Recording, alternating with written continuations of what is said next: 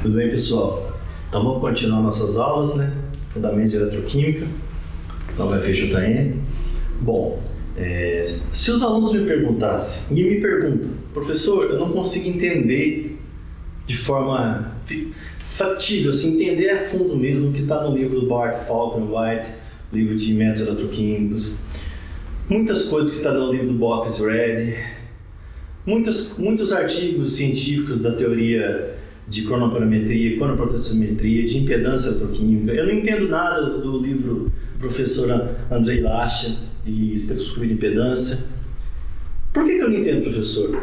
Eu falo, é uma realidade complicada, porque para entender esses livros a fundo, o aluno teria que fazer uma disciplina de equações diferenciais avançadas, onde ele veria equações diferenciais parciais, onde se estuda várias equações da física matemática. O que é isso? Aquelas equações, vou falar aqui, que foram estudadas por grandes matemáticos e físicos, que resolvem vários problemas vai desde mecânica celeste até fenômeno do transporte, mecânica dos fluidos, eletromagnetismo, eletrostática, ondas de forma geral, né? E isso não é visto na maioria dos cursos de química, tá? E com as inventas modernas, às vezes, até cursos de engenharia, às vezes enxugam alguns dos tópicos que eu vou falar aqui. Então, o que acontece? Essa aula hoje é aquela aula que o aluno, às vezes, iniciante, vai ter vontade de passar lá para frente. Mas é aí que mora o perigo, porque é justamente essa aula hoje que o aluno tem que encarar ela, mesmo que de forma mais qualitativa, para entender o que eu vou dizer depois, de forma quantitativa, para não ficar sem entender o que está nos livros que eu estou falando de métodos eletroquímicos e técnicas eletroquímicas, tá? Porque esses livros trabalham com o jargão das equações diferenciais, assumindo que o aluno fez um curso de equações diferenciais, onde ele estudou equações diferenciais parciais, segunda ordem. Então, o que eu vou falar aqui é uma ordem racional de por que nós vamos precisar dessas equações, como as soluções características e dar alguns exemplos para o aluno entender que, na maioria das vezes, o que se faz é pedir emprestado o jeitão das soluções das equações que são muito conhecidas dos grandes matemáticos e físicos, né? Como Schrödinger fez e vários outros físicos fizeram. O que Schrödinger fez foi uma excelente contribuição na mecânica quântica, ganhou o prêmio Nobel, todo mundo sabe de estuda ele, mas muitas das equações que ele pegou, os matemáticos Legendre, Laguerre, Hamilton já tinham estudado. Então ele aproveitou aquelas equações, incorporou os postulados dele, fez uma nova teoria, a teoria da mecânica quântica à luz dele. Então, então a gente tem que saber o que vem antes. Saber que sempre tem um matemático bom atrás de outro matemático melhor. Ou na frente, depende de como se encara o problema, né? Eu comecei a melhorar minha visão sobre essa parte quando eu estudei, estava terminando o doutorado, na metade do doutorado, é verdade, o livro do professor Paul Delahaye. Eu vi aquele livro e pensei, gente, mas essas deduções aqui, aí no final tem um apêndice, né, sobre Laplace, eu não sabia direito Laplace. Eu fui assistir Cálculo 4 como ouvinte. Cálculo 4 da Faculdade de Engenharia Elétrica. Bom, aí eu comecei a entender. Cálculo 4 era a série de Fourier e transformado em Laplace. Aí fui ver os livros que ele se submetia no livro. Qual que ele se remetia, aliás? Churchill, Operational Mathematics, Matemática Operacional, e o Carl Jagger, né? Condução de calor em sólidos. Eu comprei esses dois livros e comecei a estudar. É de amargar, mas depois que você entende a lógica, ajuda demais, porque aí você não está tendo impressão, mas você está lendo um texto em alemão sem estar sabendo alemão, você começa a entender a linguagem. Então peço para os alunos que não pulem essa aula, mesmo que com alguma dificuldade, seja ela mediana, baixa ou alta, não importa, que assista até o final. Essa aula vai ser composta também dessa aula, esse tópico, desculpa, mais duas aulas para fechar o assunto. Se com essas aulas o aluno já ajudar o aluno a entender o que está nos livros do Bart Falken, no livro do professor Andrei Lasha, do Triboulet Oazen, a minha missão aqui já está cumprida nessas aulas, ok? Então, vamos ver aqui o que eu vou falar. Bom, então vamos chamar de prelúdio sobre equações diferenciais usadas na eletroquímica vinculada ao transporte de massa, né, por difusão e as leis de Fick, tá? Bom, vamos para as palavras-chave. Equações diferenciais. O que são equações diferenciais? São equações que envolvem a função e suas derivadas. Ok? A gente vai ver isso direito. Por que ela aparece muito na eletroquímica? Ela aparece por causa do transporte de massa via difusão, que é uma equação diferencial parcial de segunda ordem, a gente vai ver. Ela tem segundas derivadas em relação à posição, x, no caso unidimensional, e primeira derivada em relação ao tempo. Okay? Então a gente vai ver as leis de Fick. As leis de, eu vou mostrar depois, as leis de Fick são duas. Uma que dá a continuidade, que dá um fluxo, e trabalhando com ela, fazendo um elemento de volume que entra e o que sai, você deriva, na verdade, não é a segunda lei. A segunda lei, na verdade, é a consequência da primeira lei dele. Você tem a segunda lei de Fick, que é a relação entre a segunda derivada com a posição da concentração, com a primeira derivada da concentração em relação ao tempo. A conexão entre essas duas derivadas é o coeficiente de fusão. Ok? A gente vai ver isso depois no detalhe. Vamos lembrar então das aulas passadas, né? Nós estamos na aula número 7. Vamos lembrar então. Nós temos então aqui uma fronteira lisa, perfeitamente lisa, teoricamente. Um condutor metálico que seria o seu eletrodo de trabalho. À direita nós temos o eletrólito, que está aqui. A camada imediatamente adjacente ao eletrodo de trabalho, que tem em torno de 1 nanômetro, é a dupla camada elétrica, né? A gente vai considerar que o nosso zero aqui é o Walter Helmholtz plane, que seria o extremo dessa camada. Então a gente vai e arrasta para o zero e cria a nossa origem no Walter Helmholtz plane. Então a origem nossa aqui, no eixo X, né? Igual a zero, no Walter Helmholtz plane, como a gente viu na dupla camada elétrica, né? A gente tem aqui em cerca de alguns micrômetros, né? Às vezes vários micrômetros, dependendo da posição do experimento, né? 20, 60 micrômetros, 2 micrômetros, a camada difusional de Nernst. Ok? Então, lembrando, se o sistema não é perturbado, a concentração de bulk ela é igual a todos os pontos e ela é igual à concentração de superfície. À medida que se vai consumindo o reagente na superfície do eletrodo, que aplicou uma corrente elétrica aqui, ou aplicou um potencial, até um processo faradaico, né, vai sendo consumidas essas na superfície do eletrodo. A gente fala superfície, mas agora não quero dizer dentro dessa camada difusional, tá? Eu vou falar da concentração de superfície, que é o caso particular dentro da camada difusional, onde x é igual a zero. Então a concentração de superfície não é mais de bulk, ela vai diminuindo, como a gente viu, até ter uma corrente limite, que a gente viu na equação de Butler-Balmer de Grus, quando é referenciada pelo transporte de massa.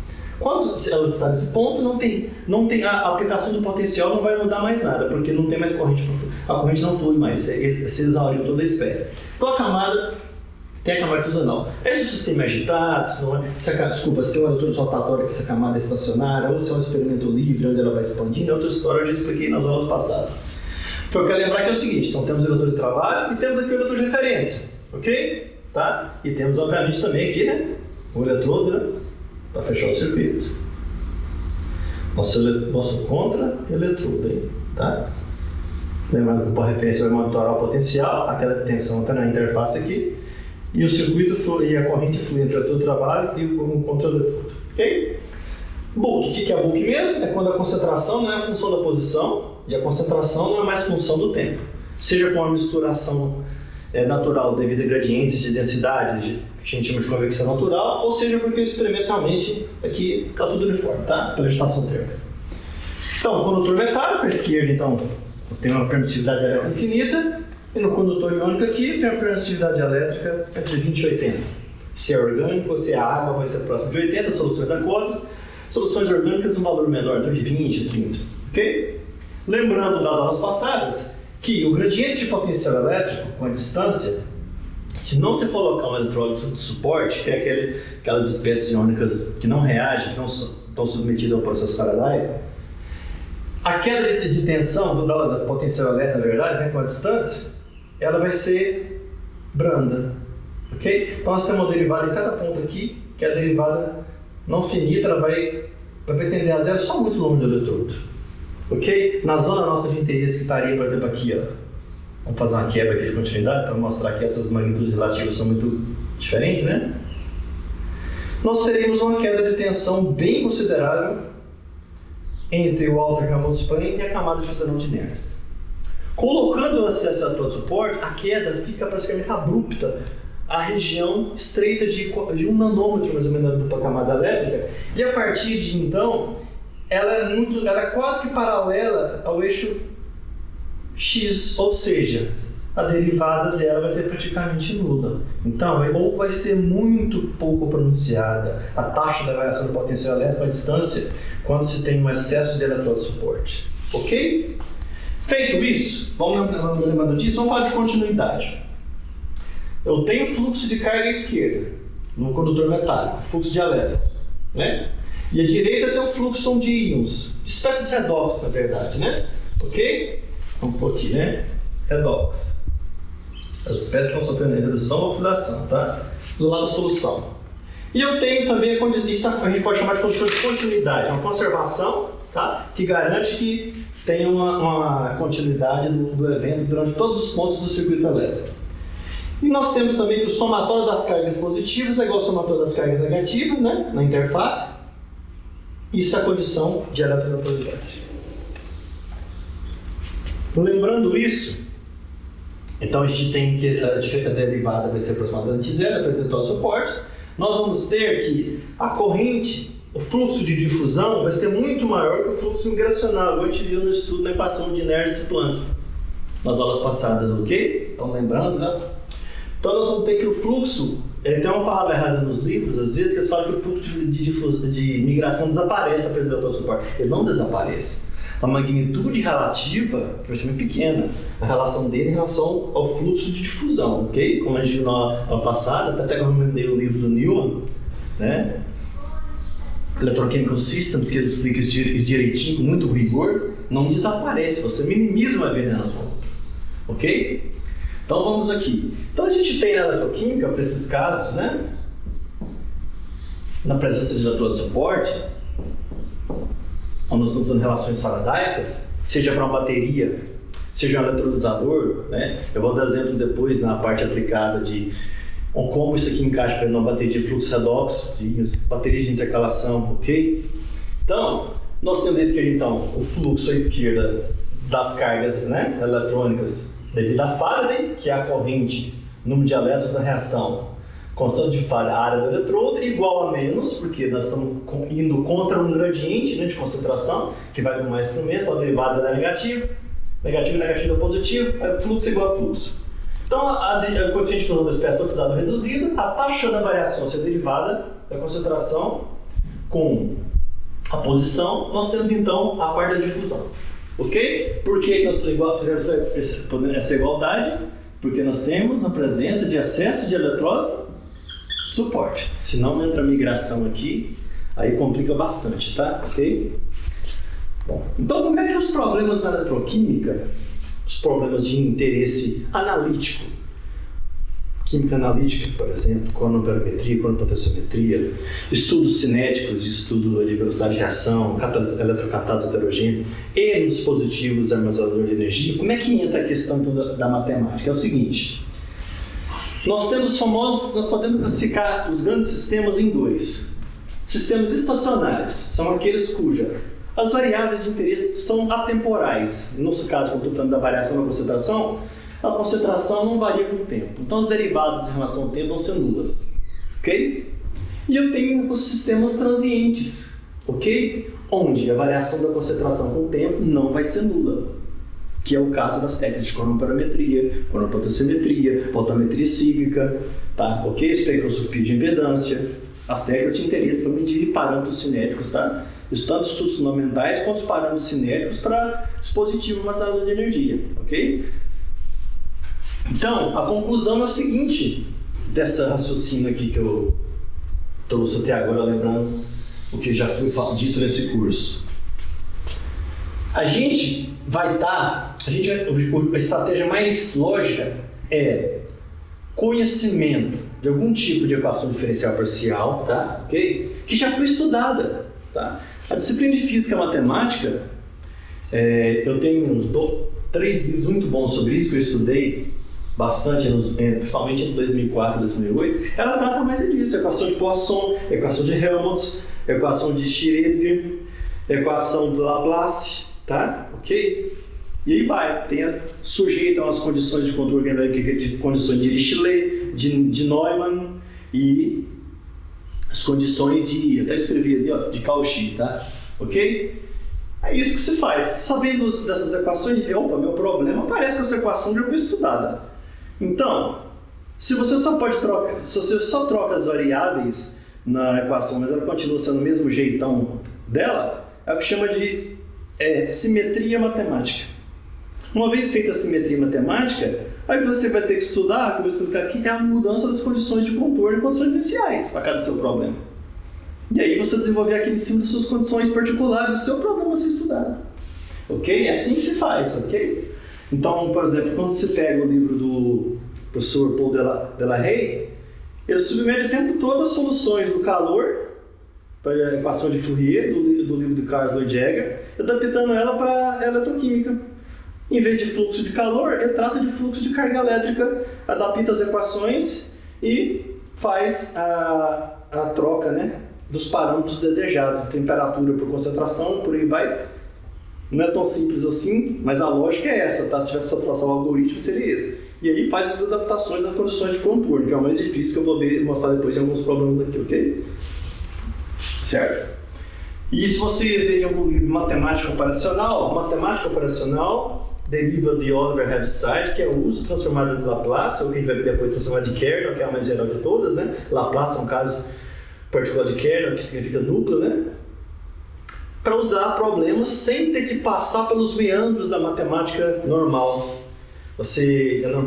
Normal que eu falo com as soluções características de equações, né? Então chama operacional, tá? Ok? Ela dá soluções rápidas via Laplace, vamos ver isso depois. Algumas deduções que sem usar Laplace ficam muito longas, dependendo do tipo de equação, que não são todas as equações que têm solução por Laplace, né? A solução fica muito lógica, muito breve, e ela já incorpora as soluções de contorno na maioria dos casos, tá?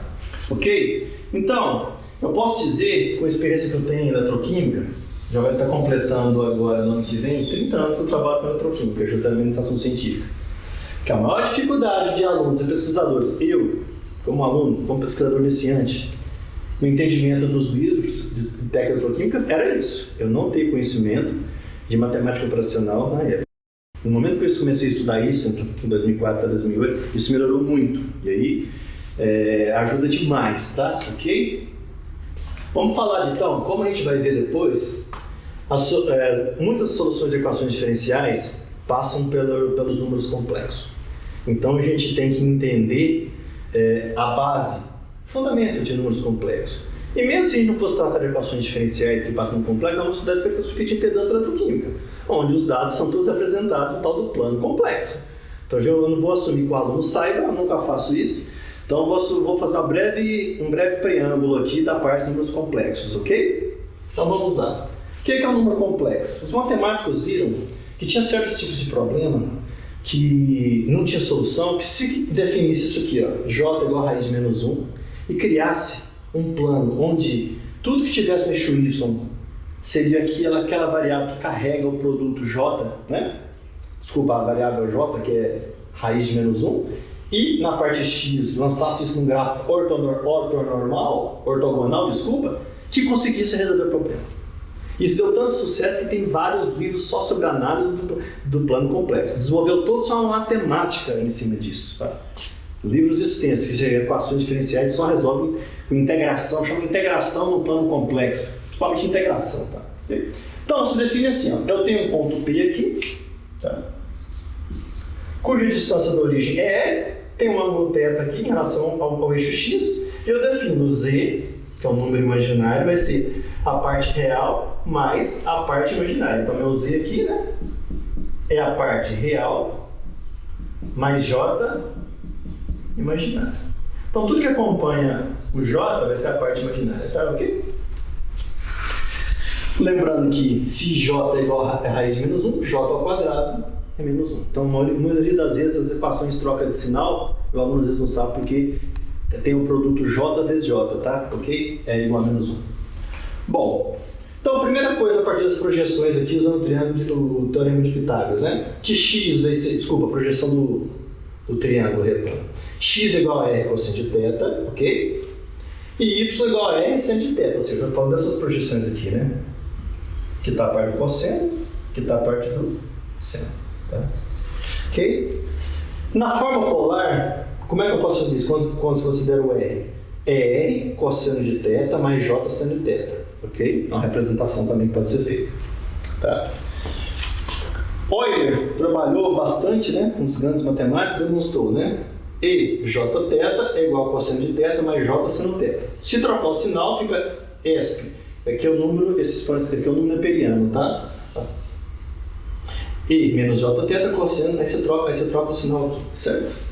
Outra coisa importante para falar em números complexos é o seguinte, a tal da racionalização.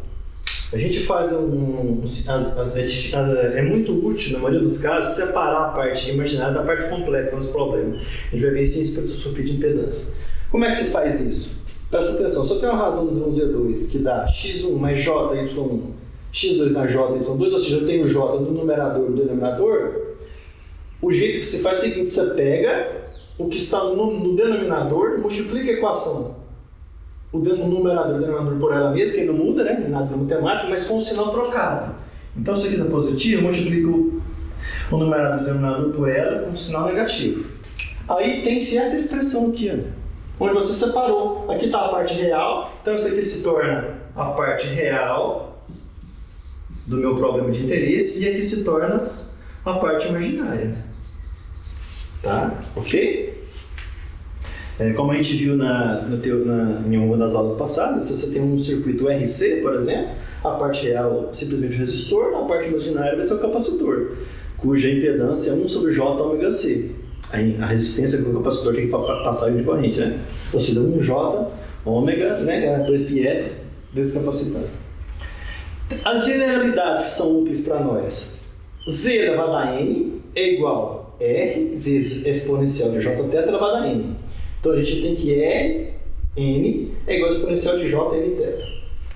Se, presta atenção nesse caso importante aqui, se R é igual a 1, tem-se essa relação particular aqui, ó, Jθ elevado a N, cosseno de θ mais Jn elevado a N, que é o cosseno de Nθ mais J seno de θ. Ok? Isso aqui chama teorema de De Moivre. Alguns falam De Moivre, tá? Ok? E nós temos então também essa expressão que é muito importante, que às vezes, de repente, nas equações diferenciais, na representação das soluções ou no estudo de impedância, tá desse jeito no livro, no artigo, de repente aparece isso aqui, o aluno não sabe onde saiu. Sai dessa expressão, tá? Ok? Então vamos lembrar então? Então o Z é cosseno de θ mais J seno de θ, e Z é R cosseno de θ também, pode ser genericamente, a gente pode expressar dessa forma aqui também, ó. Eu posso somar o θ 2kπ, seria um contador, o K aqui seria um número 0, 1, 2, 3, um contador. Esse π, ou seja, o número inteiro, né? E ter essa a forma mais geral que tem de utilidade para nós aqui nesse curso de eletroquímica fundamental, que é essa expressão aqui. Tá ok? Que é Z é igual ao R, lembrando que o R é essa distância aqui, essa magnitude, né? Que é a magnitude da impedância, né? Do plano completo, exponencial de J, θ mais 2kT. Esse 2kT, na maioria das vezes, é chamado de fase, quando está somado aqui. Então a gente vai ver que deslocamento da fase, tá? Se soma ou se subtrai, a gente vai ver depois, ok? Então é muito importante, não esqueça então, tá? Exponencial sempre é dimensional, então θ soma com alguma coisa e também não tem dimensão, tá? Π mais um contador, kT. Essa equação é a principal. Quem estiver animado a aprender mais a revisar um livro, estude essa equação, as aplicações dela no capítulo de números complexos, que é a principal, vai fazer necessidade para nós, grande utilidade para nós no estudo das espectroscopia de impedância. Ok? Bom, esse é o preâmbulo que eu queria que é necessário de fazer, são números complexos, tá? Ok? Beleza. Porque mesmo que o aluno já saiba muito matemática, para eu oriento alunos de engenharia elétrica. Já sabe isso aqui, estudou muito, que usa muito engenharia elétrica, mas aqui eu estou focando naqueles aspectos específicos do número complexo que vai ser de utilidade muito prática, ok? Talvez para quem já sabe, isso aqui é útil. Vamos fazer agora um preâmbulo de equações clássicas da física, bastante estudada, da disciplina física e matemática. Bom, são várias equações, eu não vou falar da equação de Helmholtz, não vou falar, tem várias equações. Tá? Vou falar só de 4 que acha bastante em inglês. Equação de D'Alembert, que é a famosa equação da onda. D'Alembert deu uma solução para essa equação particular. É o Laplaciano, que é a derivada em relação à posição, né? Então, se é o Laplaciano ao quadrado, é a segunda derivada em relação à posição. Da variável U, tá? que é igual à segunda derivada de U em relação ao tempo. Então, tem derivadas aqui em relação à posição iguais a segunda derivada em relação ao tempo, cuja igualdade se dá com 1 sobre c quadrado. Tem a ver com a velocidade da onda. Então, 1 sobre c quadrado. C vai ser a velocidade de propagação da onda.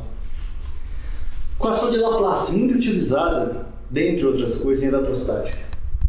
O Laplaciano da função é igual a zero.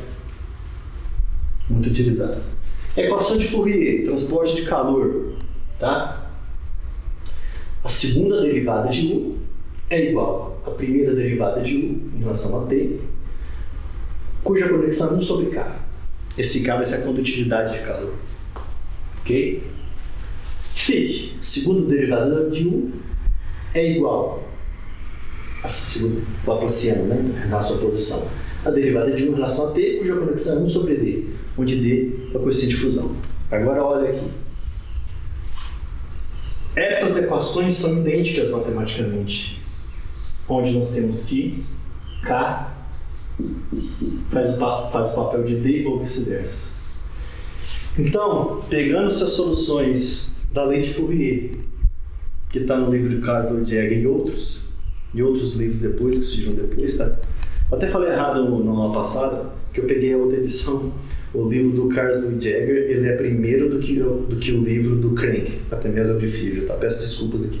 Que são de 6 anos só, mas ele é primeiro, ok? Só a segunda edição que eu tenho, que ela é depois da primeira edição do Crank. Mas a primeira edição do Carl Jäger, ela é anterior à primeira edição do livro do Crank, Mathematics of the Future. Peço desculpas aqui, tá? Ok?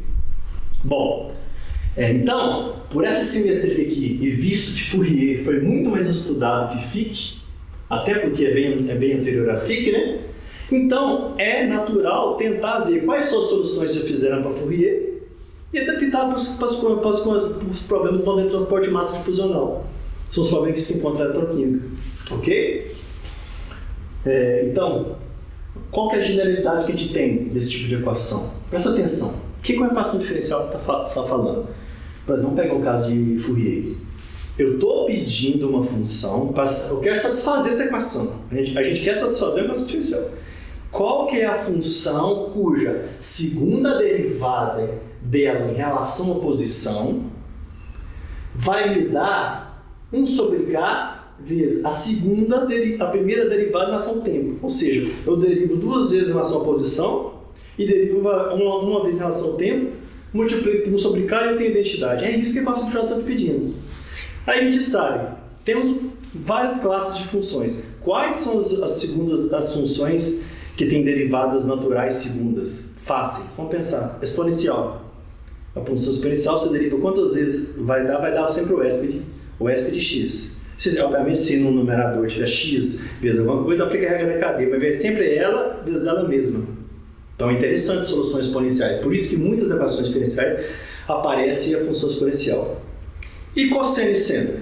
Derivada de seno é cosseno. Derivada de cosseno menos seno. Se eu derivo cosseno 2 vezes, troco o sinal. Então, as funções naturais para a solução desse tipo de equação, dentre outras, mas as principais são exponenciais e seno e cosseno. Por causa disso, dessa propriedade da duplicidade de primeiras e segunda derivadas e a identidade entre elas.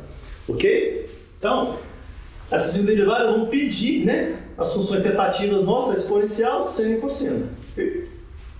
E o que acontece também a questão? Equações diferenciais parciais, elas não têm uma solução, tem infinitas soluções. A gente trunca numa finitude que chama teorema da unicidade de forma bem simplória, então não vai entrar nesses detalhes. O teorema da unicidade é um teorema de matemática bem robusto que fala o seguinte: é uma dada equação diferencial parcial, por uma dada condição de fronteira, se for bem estabelecida, não for nenhum dos critérios de Dirichlet e por aí vai, ela tem solução única, chama unicidade. Tá? Ok? E era tão complicado, esse teorema é tão robusto que nem é para todas as equações que consegue demonstrar esse teorema, não. Mas o matemático demonstra para alguns casos, extrapola, tá? Em livros de equações de física matemática mostra muito bem isso, não vou entrar nessa questão, tá? Okay? Então, nós vamos ter uma solução particular da equação de Fourier ou de Fick, tá? Que vai ser vinculada às condições de fronteira inicial. O que é isso, condição de fronteira? É o que ocorre nas extremidades do problema do sistema físico, na superfície do eletrodo, muito longe da superfície do eletrodo. Isso é a condição de fronteira. E condição inicial? É o que acontece no tempo zero, antes de você aplicar, por exemplo, o input, uma perturbação, certo? Isso que é condição de fronteira e condição inicial, certo? Nós vamos ver depois um problema que eu vou resolver aqui. Outra questão a ser explicada, para lembrar o aluno, tem induzir. Eu vou focar aqui nas palavras-chave que, se o aluno não estudou cálculo, equações diferenciais, desculpa, ele vai ter como jargão pela vida toda. Eu não quero acontecer isso, eu quero induzir o aluno a estudar. Autofunções e autovalores. Quem já fez um curso básico de mecânica quântica sabe que a equação de Schrödinger, resolução da equação de Schrödinger para sistemas simples com uma partícula na caixa unidimensional, é um problema de autofunção e autovalor. E a equação de Schrödinger te pede uma função, você derive ela, obtém ela mesma, vezes uma constante, que é a energia do sistema. Quando você coloca a partícula na caixa, quem diz dois estágios, à esquerda e à direita, você tira as condições da caixa, aí aparece um contador, um número inteiro. Esse contador a gente chama de quantização da energia. Simples assim. Okay. A gente já veio com o nosso contador aqui, eu vou chamar simplesmente de discretização da solução. Ok? Então, com o problema de autofunção ou valor, ele resulta, no meio dos casos, em um conjunto infinito de valores para cada função. Então a gente coloca as condições de contorno para ter o valor particular do seu problema. Entendeu? Essa que é a lógica. Tá? Dito isso, a gente pode falar o seguinte. Que as equações linear homogêneas de segunda ordem, que isso é a maioria dos casos da física matemática, tá? Não vou falar no caso de algumas funções complicadas, que são funções descontínuas, tipo função delta de Dirac, função de Heaviside. Não vou falar dessas funções, função de zeta-Riemann, nada disso. Não vou, função de Bessel, primeiro, segundo grau, nada disso. Estou focando aqui na parte básica que serve para nós, tá? Nesse caso aqui. Nós podemos encaixar, onde que eu quero chegar? Nós podemos encaixar as equações lineares homogêneas de segunda ordem, poderia ser abreviada, né? De LHSO, tá? Dessa forma aqui, tá? Ela assusta, mas eu vou explicar. A, segunda derivada de 1 em relação a 1 para posição. 2H, segunda derivada de 1 em relação uma primeira derivada em relação a x, depois em relação a y. B, segunda derivada em relação a y. 2F, primeira derivada em relação a x. 2G, primeira derivada em relação a y, mais uma constante que multiplica a função. Ou uma função, não é constante na verdade, não tem derivada aqui, tá? Isso tudo igualado a zero. Certo? Qualquer coisa que é igualada a zero, em equações diferenciais, a gente chama de homogêneo, tá? Ok? É isso, tá? Quando você tem a equação diferencial e ela está igualada a zero, a gente chama de solução homogênea. De casos homogêneos, tá? Esses parâmetros A, H, B, F, G e E pode ser constante ou função, dependendo da complexidade do problema que você está estudando. Como eu quero focar justamente no que vamos estudar, que é a equação de Fourier, eu vou falar antes da equação da onda, por exemplo. A equação da onda se destaca na relação de Fourier, que é diferente, porque na equação da onda aparece a segunda derivada em relação ao tempo, né? Na equação de Fourier e de Fick não tem. Então vamos pegar esse exemplo aqui. Como que a equação da onda, da Lambert, se encaixaria nessa definição aqui, ó? Ela está dessa forma aqui, ó. Lembrando, aqui é proposital, né? Que o operador segunda derivada em relação à posição é o Laplaciano ao quadrado, ok?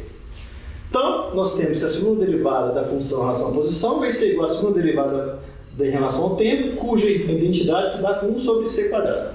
Tá? Fazendo com essa análise geral dessa LHSO aqui, nós temos que o y faz o papel do t, o b é menos 1 sobre c quadrado, o a é igual a 1 e esses outros coeficientes são todos nulos. Então nós caímos num caso particular dela. Certo? É demonstrável na matemática, tá? Que essa equação aqui, ó, ela é uma equação de seção cônica geral. Isso aqui tem grandes implicações na matemática, em soluções de equações diferenciais e representações geométricas. Então ela poderia ser escrita dessa forma aqui, ó, ax quadrado mais 2hxy mais by quadrado mais 2fx mais 2gy mais z igual a zero. Então, se algum disser, seção cônica geral, essa equação aqui lá da geometria analítica avançada. Beleza? Quais são os casos? Professor, por que você está falando isso? Porque as equações diferenciais são classificadas com base nessa função geral aqui. E às vezes você não vai entender direito o capítulo que você está lendo, às vezes até o capítulo não é do seu interesse, porque você não sabe essa classificação. Porque os livros de equações diferenciais, eles ranqueiam em classificação. Presta atenção aqui, ó. Se, nesse caso aqui, AB menos H ao quadrado é maior que zero, nós temos os casos que chamamos de equação elíptica. Eu já adianto, essas equações elípticas são de difícil, ou às vezes até impossível, resolução por transformar de Laplace, que a gente vai ver depois. Que a técnica operacional pode ter soluções rápidas, tá? Com base em valores tabelados de transformar. Se AB, produto AB menos H ao quadrado, for igual a zero, nós temos que ela chama parabólica, tá? Ok? Então, ela é de fácil solução por Laplace. E é um caso nosso de interesse. A equação de Fick e Fourier, ela é classificada, é só olhar ali, de acordo com essa conversão que eu estou falando aqui, que ela é do tipo AB menos H ao quadrado. Então, a equação parabólica vai ser de interesse nesse curso nosso. Ok? E tem o caso onde AB menos H ao quadrado é maior que zero, é o caso hiperbólico, que tem solução também por Laplace. Valia a razoabilidade de ser fácil ou difícil, ou de existir ou não, é depende do tipo de problema, tá? Ok? Mas já adianta, a parabólica, que é o nosso caso, ela vai ter vai ter fácil solução pela Laplace. Esse fácil é o seguinte, dá para aplicar, tem um tal de integração no plano complexo, com resíduos e polos, não vou falar desse detalhe, mas ela consegue expressar bem a realidade nossa, tá? Ok? Que na verdade a integração no plano complexo é um processo bem complicado, eu não vou falar nesse curso aqui, tá? Tem livro só sobre isso, tá? Eu vou ser bem operacional nesse curso aqui. Eu vou falar das ferramentas matemáticas, de onde elas surgem, como é que a gente pode aproveitar elas, ok? Se for para dar aula de cálculo, né? Vai ser 1 ano e meio só disso. Bom, então nós temos o nosso caso parabólico de interesse nesse curso aqui de eletroquímica fundamental, que é a equação que eu chamo de Fick-Fourier, que é a simetria matemática, né, é total, então é só trocar a variável se U é temperatura, vai ser Fourier, se U é concentração, vai ser Fick. Ok? Eu troco o K pelo D aqui. Então, no caso parabólico, a nossa equação de interesse, o A é 1, H, B, F é igual a E, tudo igual, e G é menos K sobre 2. Então nós temos que do grande ranqueamento das equações lineares homogêneas de segunda ordem, que, além de Fick-Fourier, é um caso parabólico. Então se você ler, tá lá no índice do livro, as equações diferenciais, vai na parabólica. Senão, às vezes vai ler um livro de 1100 páginas à toa, vai nas equações parabólicas, ok? Bom, então, tendo isso em mente, vamos para outra questão importante, que são os tipos de condições de contorno. Vamos falar. Você vai ver no livro, às vezes não vai entender. Tem as famosas condições de Dirichlet, Neumann, aqui em alemão também é Neumann, Neumann, tem 2 N's no final. E Cauchy, certo? As condições nossas se você ler o livro, você vai ver que condições de Neumann é quando uma condição de fronteira tem a ver com derivada na extremidade da fronteira. Nós vamos falar aqui mais nas condições de Cauchy, que tem a ver com a equação de Fick-Fourier. Então, o maior interesse nosso são as condições de Cauchy. Então, quando a gente falar aqui, a gente atendeu as condições de Cauchy, tá? Para a equação de calor, significa que a equação mais as condições de fronteiras representam um evento físico e a equação tem a solução única para aquilo, certo? Bom, soluções gerais. Nas soluções gerais de equação diferencial vai aparecer alguns termos que às vezes o aluno, a questão do jargão, né? Que é a tal da superposição, então o teorema da superposição, né? Princípio da superposição, desculpa. Superposição, tá? Funções ortonormais, séries e integrais de Fourier. Vamos falar um pouco disso então, tá? Se eu tenho N funções que satisfazem a equação diferencial parcial, aí tem um teorema que fala o seguinte, então eu posso fazer uma combinação linear delas, ok? Essa combinação a gente fala o seguinte, se uma delas é solução, outra delas é uma solução, todo o conjunto delas é uma solução. Então, U, que seria dado C1, U mais CNN. Então, U pode ser dado por somatório de CI, de I até N, de um coeficiente linear, vezes a função. Então, é isso que a gente vai ver que faz aparecer a série numérica nas equações. É devido, então, ao princípio da superposição de soluções. Que você assume que as lineares superponíveis, todas elas, o conjunto delas, dá a solução que você quer. Ok? Por isso, quando você diz, nossa, como é que aparece esse somatório de zero infinito, de 1 infinito? É por causa disso. Ok? É uma palavra importante. Tá? Então, isso aqui é muito importante. Tá? E tem a ver com um caso linear. Tá? Ok? Homogêneo. Né? Que é o nosso caso de interesse. Outro conceito importante, operador linear. Ok? que estuda muito isso aqui na Linear Combination of Atomic Orbital, na teoria do orbital molecular, combinação de orbital molecular. A lógica é a mesma. Eu estou até chamando isso fazendo isso para chamar a atenção. Então, se o operador opera em C1 vezes μ mais C2, o 2, desculpa, é 1, né, μ, tá? Você pode fatorar a constante e operar em cima da função. Toda vez que você fatora a constante linear e opera sobre a função, você está fazendo esse operador ter carência de ser linear. Então, é um operador linear. Essa operação linear aqui, ela pode ser feita nesse caso, e às vezes o aluno, talvez está acostumado com um caso mais simples. Qual que seria o operador linear, por exemplo, no caso de Fourier e Fick? O operador seria a segunda derivada em relação à posição. Seria o nosso Laplaciano. Então, o nosso Laplaciano é um operador linear, um OL, nesse caso que ele vai falar. Ok?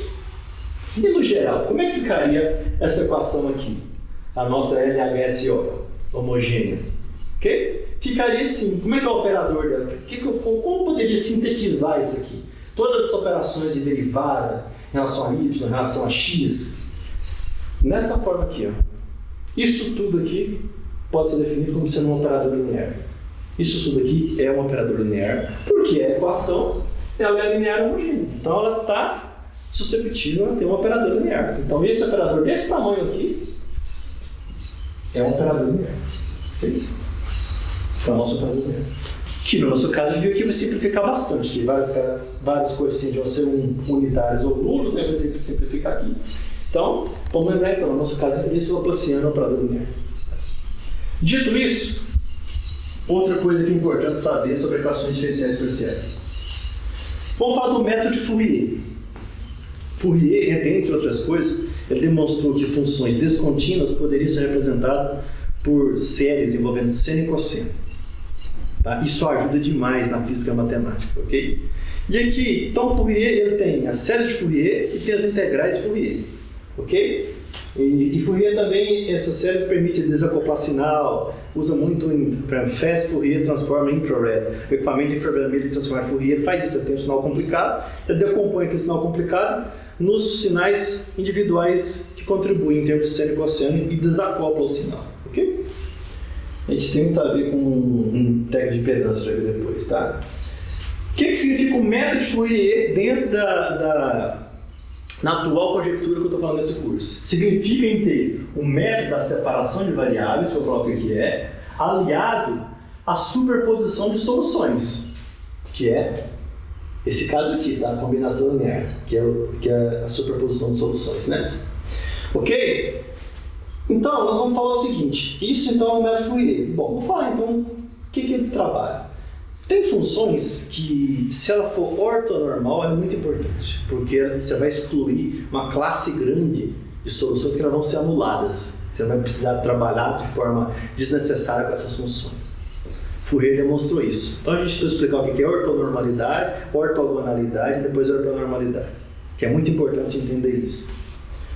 Bom, funções ortonormais, tá? São soluções expressas em seno, tá? De forma bem breve assim, tá? Seno e cosseno. Caso de Fourier, por exemplo. Você tem uma função x, função x qualquer. Você pode, Fourier demonstrou que você pode representar ela por uma série, um somatório de funções que tem um coeficiente e o seno aqui, cujo vai somando termos. Aí, dependendo do problema, se você soma 10 termos, está legal, dependendo do problema, você tem que somar 100 termos para representar a função que você quer. Mas ele demonstrou que isso é possível. Ok? Então, nós temos essa função aqui, em termos do seno, por exemplo. Tá? Ok? Um f de x e nós temos um g de x aqui. Ó, onde aqui entre o π, c, l, ok? Somatório de r dr, seno. Então, definindo dessa forma essa função. Só para questão de didática aqui, tá? Então, nós temos uma função de f de x e uma g de x, ok? Fourier transformado, vamos assim dizer. Bom, se a gente faz a integração de 0 até um limite L do seno de rπx, tá? Sobre L, certo? E o seno de spx sobre L, tá? A diferença aqui nas duas SR e S, tá? Surge uma propriedade muito importante que decorre de Fourier, que é o seguinte: vai ser zero se R for diferente de S, que vai se anular. E vai ser L sobre 2 se R for igual a S. Obviamente, não, tem R igual a S, mas não pode ser o valor nulo. Bom, já diferenciou. Isso aqui tudo vai anular, então. Se for R diferente de S, vai anular tudo. Certo? Bom, vou falar de simetria de função depois, tá? Lembrando que o seno não tem projeção no eixo X, então qualquer valor de seno de 0 e π, que o contador esteja sempre oscilando entre 0 e π vai ser nulo para o seno. E qualquer vez que o contador da trigonometria estiver entre π sobre 2 e 3π sobre 2, vai ser nulo para o cosseno. É assim que se anula as funções, né? Qual é a estratégia de Fourier? É o seguinte no método. A gente multiplica a função f de x e de x por seno de s de x. E faz a integração termo a termo da série. Você precisa de 10 séries, você vai integrar termo a termo 10 vezes. Antigamente isso era muito trabalhoso. Hoje em dia você faz isso com software, né? Ok? No intervalo você tem interesse. No nosso caso aqui, como a integração vai de 0 a L, né? Nosso intervalo de interesse soma esse termo a termo, vai de 0 a L. E a gente obtém o conjunto dos coeficientes, tá? Que o segredo é esse, descobrir quais são esses coeficientes aqui para o seu problema, ok? Aí tem que esses coeficientes são dados, nesse caso aqui, 2 sobre L, o integral de 0 a L, f de x sendo dessa forma, e o dr é dado para essa função aqui. Feito isso, determinando os coeficientes, aí sim, chega nessa condição aqui, que uma função, tá? Que quando ela vai ser ortogonal e normalizada. Aqui, ó, se ela dá igual a 0, ela é ortogonal, ok? Desculpa, nesse caso aqui nós só podemos falar de ortogonalidade, não de ortonormalidade. Isso que eu quero dizer. Se jogar aqui uma função, quando a função que antecede o seno, tá? Ela é um valor conhecido em relação às características do sistema, no seu caso que é de 0 a n é 2 sobre e, então um valor conhecido, essa função é uma função normalizada, ok? Se a função de uma onda oscilante que é dada em seno está normalizada e você aplica essa integração, está multiplicando ela dá 0, aí você tem essa daqui como for, então para todos R diferente de x, se anula. Essa daqui que não se anula quando R é igual a S e dá 1, essa função é ortonormal. Ela é ortogonal, porque ela não se anulou, e ela é normalizada, então, porque ela é igual a unidade. Então ela é uma função ortonormal. Na mecânica quântica eu só falo disso o tempo todo. Na partícula na caixa, que eu dei o exemplo, a gente estuda, um dos exemplos que a gente faz na graduação, é pedir para o aluno calcular a constante normalização da partícula na caixa. Certo? Fazendo isso, a gente tem para essa função aqui, ó. Tá? Uma função de x com contador R qualquer, normalizada. Tá aqui a função, o contador aparece aqui. 1, 2, 3, 4. Ok? Na mecânica quântica, isso aqui seria os números quânticos. No nosso caso aqui, é o número de parâmetros que nós vamos usar para somar para representar a função que a gente quer na prática. Ok? Então, lembrando, tá? Agora sim, né? Se ela dá só 0, nessa anotação aqui, ó, que eu estou usando. Se deu 0, ela está ortogonal. Se deu 1, ela está normalizada. Ok? Nessa anotação. Então, cuidado. Ortogonalidade, ortonormalidade, e tem um que chama de parâmetro de Kronecker-Delta, que caracteriza isso aqui, tá? Que se chama de um parâmetro RS aqui de Kronecker-Delta, tá? Então, lembra disso então. Se você tem um valor finito aqui, um intervalo finito, deu 0, ela é ortogonal. Deu 1, ela é normalizada. Ok? Então, vamos lembrar aqui um caso então. Vamos dar um exemplo então. Feito esse preâmbulo aqui, tá? Eu vou fazer a combinação de alguns livros depois. Vamos ver um exemplo da equação do calor, da resolução dela, para um corpo linear finito. O que é linear? Por exemplo, seria um fio, tá? Okay? Um condutor isolado nas laterais, onde troca calor nas pontas, por exemplo, tá? Okay? Sem fonte de perturbação. O que é isso? Eu não estou aplicando nenhuma fonte aqui, não é uma fonte de calor nas extremidades. Eu estou deixando até ele uniformizar, uma vez que ele tem contato com a temperatura da vizinhança, ok? Quais são as condições desse problema que eu estou imposto aqui? A função que eu quero, ela tem que ser na posição 0, num tempo qualquer, tá? Onde ela vai ser igual no ponto L, ou seja, aqui é o ponto 0, aqui é o ponto L, tá? Que nós estamos, né, no coeficiente linear x, né, a distância linear, para qualquer valor de tempo. Então, para qualquer valor de tempo, eu quero essa função nessa condição aqui, tá? Que ela vai ter que ser nula na extremidade esquerda e na extremidade direita, ok? Para qualquer valor de tempo. E eu quero que nos valores intermediários entre 0 e L, que ela tenha um valor x, tá? No tempo 0, que seja uma função que? Uma função x. Então, eu quero uma função x para ela, ok? Então, vamos. Qual é o primeiro método que se tenta? É o método de separação dos variáveis. Não é nem que se tenta, é que se aplica, na verdade, tá? Esse método é muito utilizado em várias resoluções de equação, tá? O que é o método de separação de variáveis? Você sabe que o U aqui, ele depende de x de t. Você assume que você pode ser dado por um produto. Que o U, na verdade, vai ser representado por um produto da função x maiúsculo vezes a função t maiúsculo. Então, a gente assume essa separação aqui. Então, em vez de trabalhar com um produto de funções, uma função, desculpa, que envolve as duas variáveis, vai trabalhar com um produto de duas funções que cada um tem a sua própria variável. Deriva-se dos dois lados, tá? Chega nessa equação aqui, ó. Essa derivação trivial tem nos livros de cálculo, tá? Então, você tem à esquerda uma derivada segundo relação à posição de x, que não tem t, nem multiplicando. E à direita você tem essa identidade de uma derivação de t em relação a t minúsculo, multiplicada por 1 sobre kt.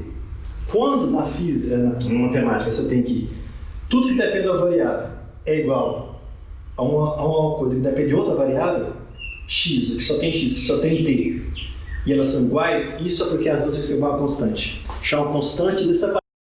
Okay?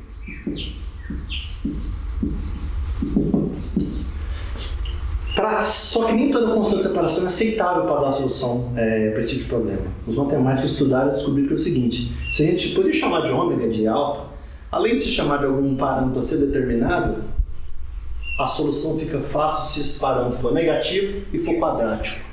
Então, alguns livros chamam de alfa, menos alfa ao quadrado, alguns chamam de menos lambda ao quadrado, não importa de como chama. O que importa é que tem que ser um parâmetro negativo e quadrático. Aí a solução fica fácil, tá? A solução geral dessa equação é trivial de achar nos livros, tá? Ok? Outra questão da física matemática, assim, não fica preocupado com essas soluções já são triviais, você pega emprestado dos livros. O que você trabalha é a solução que obteve, que você já conhece dos livros, em cima das condições de contorno, tá? Então isso é normal. Por isso que em livro de mecânica quântica pula-se muitas passagens matemáticas, porque o autor do livro não está interessado em deduzir aquela equação que já é muito conhecida, está interessado em pegar a solução dela, trabalhar nas soluções de contorno e ter a solução particular para o problema da mecânica quântica que ele está estudando.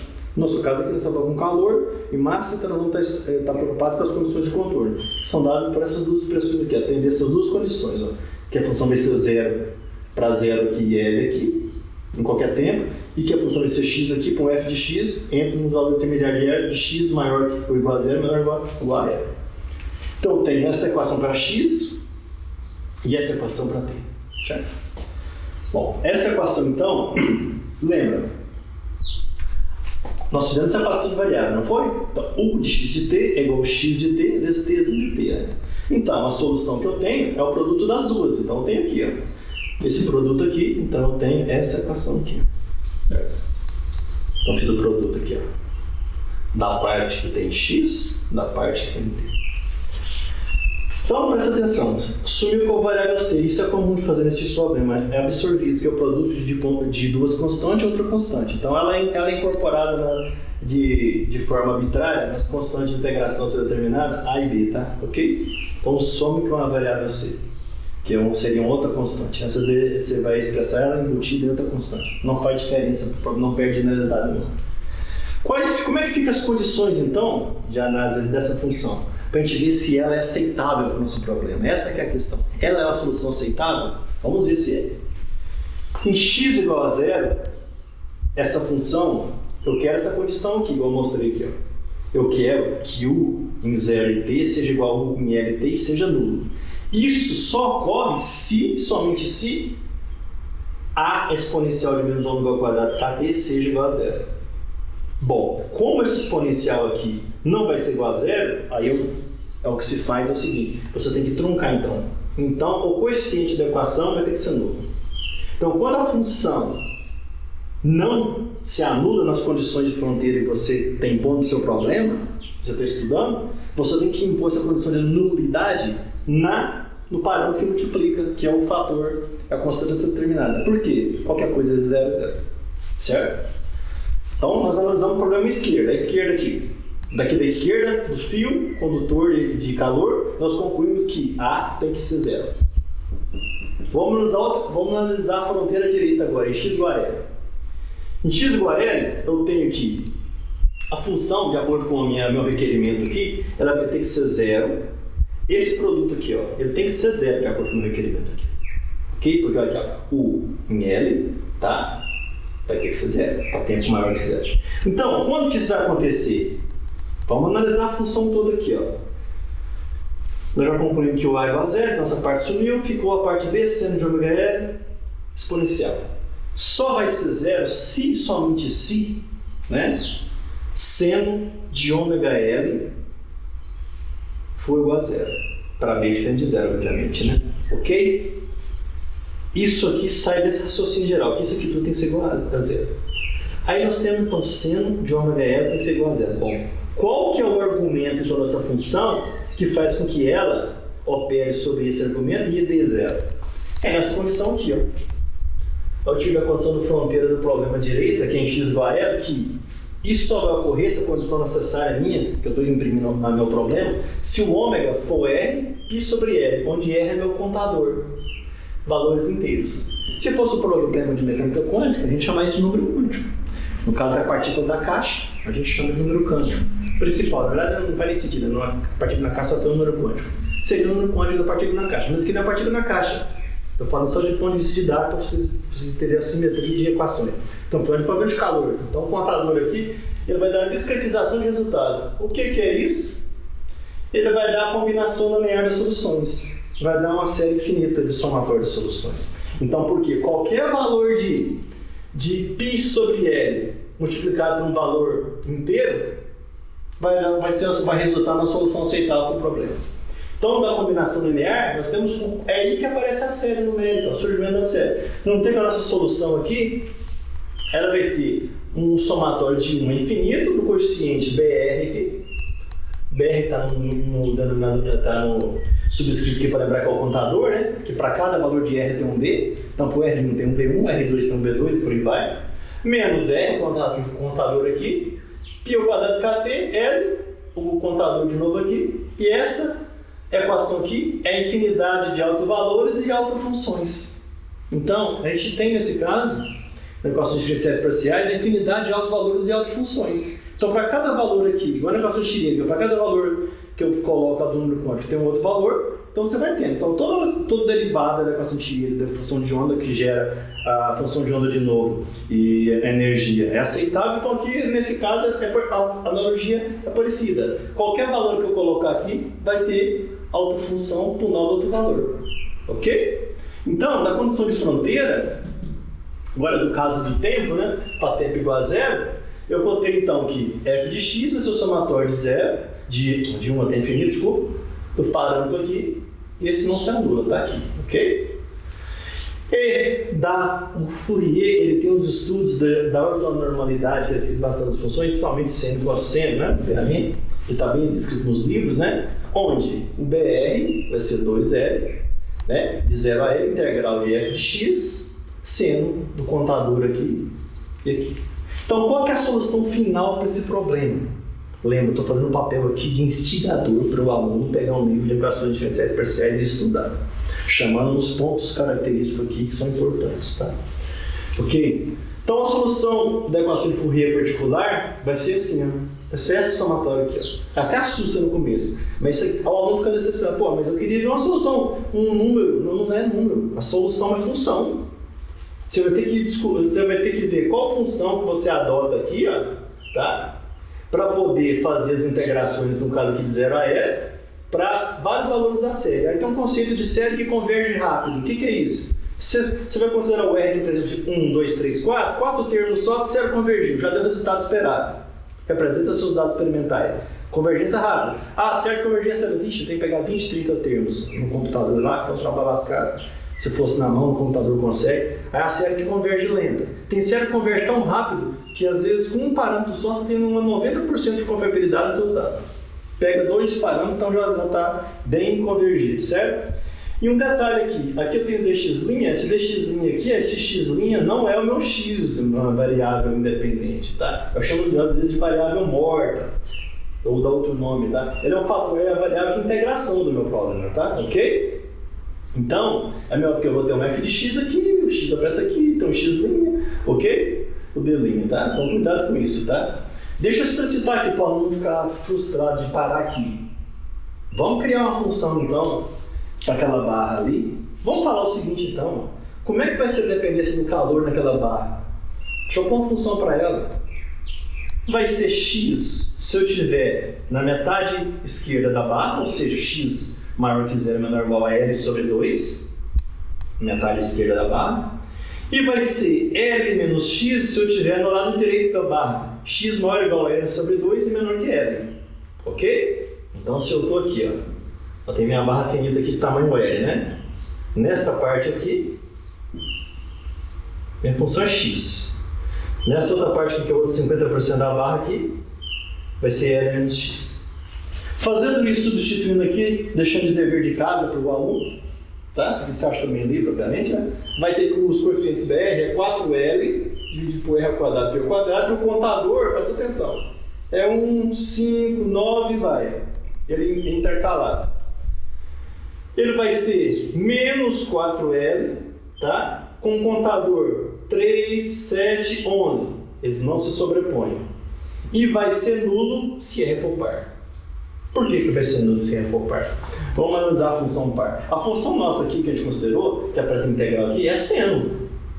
Certo? Como é que é a função seno? Como é que é a simetria dela? O seno é assim, seno de 0, 0. Passa para o seu máximo aqui, em π sobre 2, que é igual a 1. Em π é nulo de novo.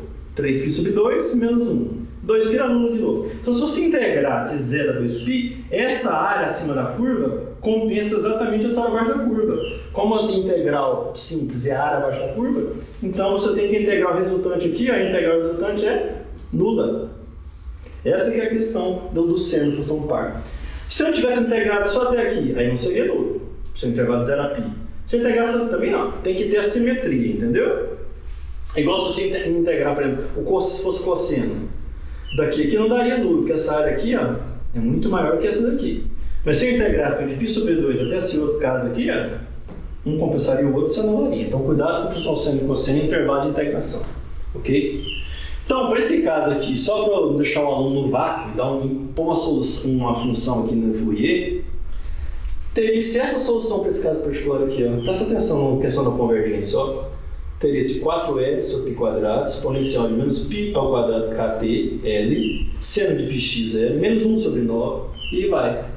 Aí, eu coloquei só 2 termos na série aqui, ok? Você pode colocar quantos quiser. E aí, substitui o valor tem que de t e x que tem que representar o comportamento. Lembrando que o U, nesse caso, o problema que eu estou fazendo aqui, o U faz o papel da temperatura.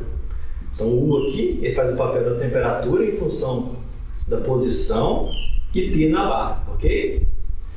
Se ao invés dessa barra tivesse dando temperatura, eu estivesse estudando um problema desse tipo aqui, ó, onde eu tenho, por exemplo, aqui um tubo, tá? Tubo de vidro, tem uma solução altamente concentrada aqui de açúcar, por exemplo, aqui, ó. Aqui seria meu ponto zero, e a barra que vai ter a posição E, e aqui teria uma barreira. Eu tiro essa barreira e deixo a misturação, aqui seria só água. Isso daria como a concentração evoluiria com o comprimento, em função do tempo e da posição. Eu teria essa equação aqui simétrica, só que aqui a função x, ela se fazeria o papel de a função concentração em função de x e t. Essa é a lógica. Obviamente tem que analisar essas funções de contorno, fazer a mesma lógica, analisar a função de contorno. O que acontece? A diluição vai ser semi-infinita no ponto L, vai ser finita, tá? Ela vai cair a zero no ponto X, onde começou, no tempo tal, e aí vai a condição de contorno do problema, entendeu? Então essa é a primeira aula de uma série de 2 ou 3 aulas sobre essa parte de matemática aplicada problemas eletroquímicos usando similaridade com as equações de Fourier.